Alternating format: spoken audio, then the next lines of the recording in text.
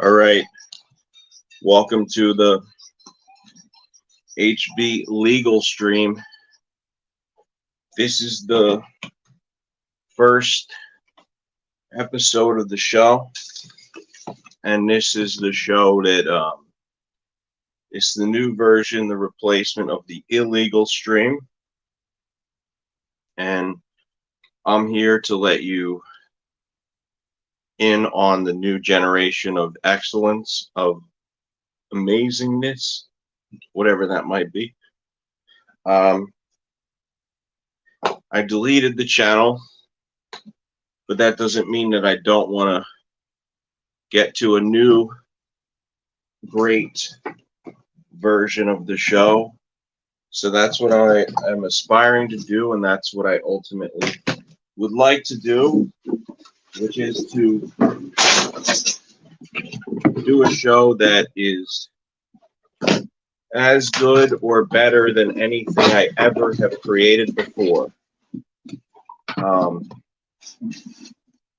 don't know what it takes to get to the top, but my hope is that enough effort will make that happen, and that's what I'm feeling right now. So I'm doing the Bust Errors show, the new version of Busters, over on Instagram. I'm also reposting it to YouTube as well. So, I'm trying to get somewhere with that, but it's going to take some time to rebuild my following. I had this moment where I decided that live streaming was a waste of time, that it wasn't worthwhile, that everything I was doing with it was dumb, was completely stupid. But then I had a change of heart, and I decided that that was a ridiculous idea and that was not the case. And so here I am, just trying to make it happen all over again. We'll see if it grows or doesn't grow at all, but all I can really do is try. So this is the HB Legal Stream, and this is what's happening these days in the YouTube world. Covering shows. Sometimes I cover shows like Red Bar.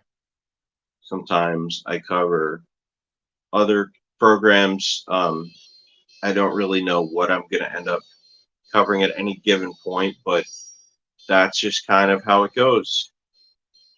Do I feel stupid for deleting the channel? Yes. The fact that I did that it encourages some doubtfulness in myself. At the same time, it makes me think that, if I can succeed again, then that will really tell me that I can do this and that it is possible. So we'll see what happens on that front. But nonetheless, it's a challenging thing to go out there and try to rebuild. I see people like Sam Hill who rebuild their channel from nowhere and get a whole bunch of people viewing. So I don't entirely know how he does that, or what the process is to kind of do that type of thing. But nonetheless, I don't want to let that discourage me. I just want to let it happen and make it happen. And that's why I'm on the grind once again. Maybe I have to dig for pain with some of these broadcasters. I got to go after them and see how they respond. And maybe it's what it takes for me to have this, develop a solid work ethic with regard to all of this kind of stuff.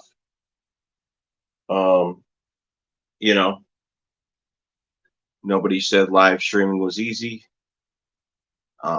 Nobody really said, not that it has to be difficult. I don't know, honestly. I don't know if it's easy or hard. I don't know if I just suck at it, or if I'm great at it and I just keep sabotaging myself. It's not very clear to me with regard to this, like what's actually happening or what it actually takes to fuel your greatness or do great thing. I forget what that's from. Fueling your great. That might be the Gatorade slogan for all I know. But I'm just trying to build and build and build and get somewhere good, and we'll see. But it definitely seems of the two platforms that I'm working on, that at least at this very moment, that Instagram is the one that's actually getting me somewhere in terms of success, in terms of finding an audience. So that's what I'm working on, and that's where I'm going with things. So I can focus on my past failures, but I think I'd rather focus on my future success, which will be in gaining the audience and gaining new ground with folks, and getting it to get back to a higher level, because, maybe I just have to message people on Discord, whatever it takes to really get that work ethic going again. That's what I want to do, because, anybody can fail, but it takes a special person to learn from those failures and get back in get to a positive level of success. I want to question myself and just be like, what's he, I don't know. I don't know how useful it is to question myself and to say, like, to ask myself why I'm screwing up. Maybe that is kind of focusing on past failures, and that's not really what I'm trying to do. I'm much more trying to motivate myself and get to the the success on the other side of this. That's my goal, and that's definitely what would make me feel good, is to get to a place of satisfaction, a place of enjoyment, and because that's where I'm trying to get. I don't want to feel like shit all the time with this stuff. I want to actually feel good, and I think that I can get there. It's just a matter of believing in myself, believing that I have some worthwhile things to say, some good ideas to put out there. um, and just having fun with everything. Like, I think one of the things that I've always kind of struggled with is being not so self-centered. I have focused so much on me, and not focused very much on other people and you know what they are what they are actually capable of and what their strong suits are, because it's very easy to just worry about your own crap. you know who doesn't? But who needs that? Who needs to hear about other people's problems all the time? I think people, not everybody, not all the time, but in general, if we were to generalize, people want to be heard, and people want you to talk about them a little bit. You know, people want you to be kind of invested in their life experiences and not, nobody wants to just be around a self-centered person all the time. And in fact, if they do, then there very well may be a problem with them. So I want to be a person who is interested in the stories of other people. I want to pay attention to what other people have to offer so that I can that I can stop being so focused on my own life, my own story, and my own, for better or for worse, my own issues. It's not, my dad said recently to me, it's not all about you, you know, and it's true. It's oftentimes in life, I am just looking at things in terms of me, you know, what people think about me, and you know, that's not everything in the world. People's other people have lives, and other people's lives are important to them, so they don't necessarily want to just hear, oh, well, this is what's happened with me. I mean, maybe on my show, but I'm talking in terms of Discord, things like that. People don't necessarily just always want to hear whatever bullshit I have to say. So, I work on it. I think of things, and if I could just get over the 10 subscriber mark, because it's really low right now. It's not so great. So I want to rebuild, refocus. Some of the broadcasters I've been trying to, focus on and go after are folks like Rick Glassman, possibly Ben Thorpe as well. Maybe if I jump into the Ben Thorpe world of videos, I might have some success with covering him. It's just once I reestablish, I'm hoping that will get me back to some level of ingratiating myself with other people. But it also, this also gives me the opportunity to focus on the art aspect of things. If I am stuck with the task of creating a show, just for with no audience whatsoever, it's going to force me to decide, what do I do to make this actually pleasurable? What do I do to make this something where I'm raising the bar on broadcasting? Because if I'm doing that, then it doesn't matter as much whether I'm getting an audience or not. It's just about getting myself to make the best possible product. And, my belief is that if you make the best possible product, then eventually you can get people to come. You can get people to finally show up once again if you are doing things that they actually are interested in seeing.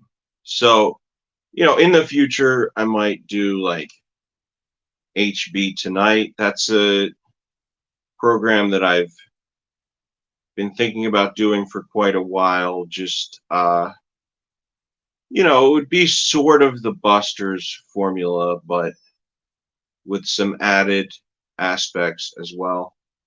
I don't know at this very moment what those things would be, but I would try and get somewhere with it, just try and have fun with it, trying to, because I want to figure out how do I make this show fun, even if nobody shows up.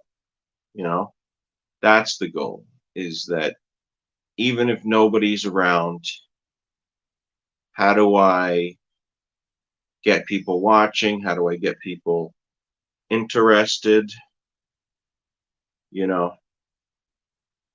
Because like for a while, the Red Bar clips were doing it quite a bit. I think what I'm thinking of doing is doing every season of HB Reacts, covering a different person. So this first season would be Rick Glassman type coverage, and then the next season would be possibly Red Bar coverage once again, because I stopped doing Red Bar for a little while, but then I decided, I kind of want to cover him once again. So we'll see what happens with that. It'll take a minute to decide and to regroup and all that shit. But then, after that, if I can solidly, rebuild and not be a has-been of the live stream community, then I'll feel kind of good about what I am creating, what I'm doing with this, because that's the goal. The goal is to do something amazing. Like I lost my focus, I lost my excitement. I just, I lost everything with regard to this, and I just want to, get to my first 10, and then once I can get to my first 10 subscribers, then I look at doing the first 100, then 200, and so on. Each 100 until we get to 1,000, and then we go from there. I just want to use the principles of building a platform to really get myself to go somewhere and do something interesting. And that's the bottom line, And I don't know how, sure, people say you should be somewhat, doubtful of yourself to some degree, but I don't want to be so doubtful that I don't even try. That's not a recipe for success. It's definitely a recipe for failure. And failures over time will eventually lead to success if you just keep repeating those failures and learning from them. You can definitely get to a place of success. So that's what I'm looking to do. I probably want to go on other shows, because doing other people's shows will be the secret to really making it. If you can go on other people's shows, it gives you the opportunity to build your program, and that's what I need to do. I probably should make a list of like the many different programs to hang out on and just do my thing. I know Hello Starlight, there's David Walsh, of course, Sam Hill, love him or hate him, AOC's show. I talk shit to AOC, but I don't always want to. I'm not always in an antagonistic mindset. I also want to, build the brand and get folks interested in coming over to my side, there's definitely so I guess what I'm saying is just that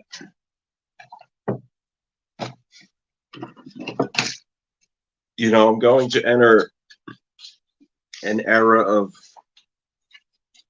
humility,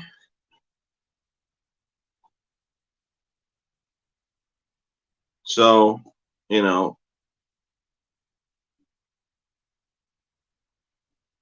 people like Joe Booney,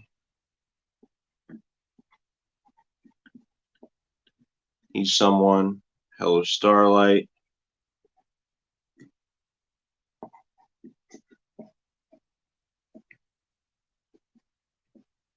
David Walsh,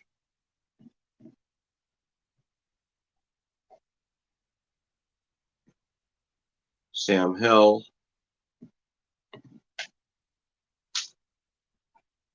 AOC, Repertoire, Poon Handler,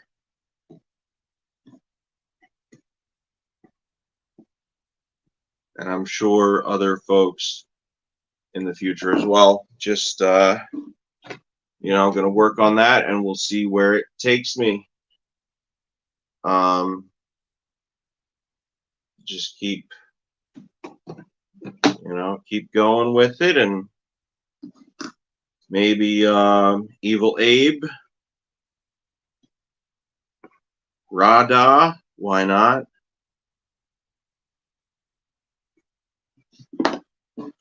And we'll see Unbleached if he decides to do his show.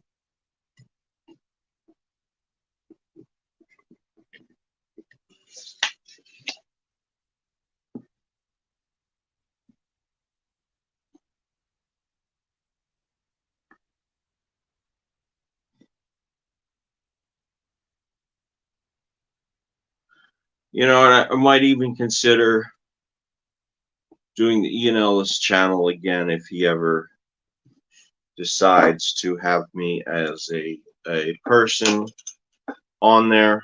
But we'll see about that. Nonetheless, in the meantime, Hipstar, I guess I could Soup Party, Hipstar.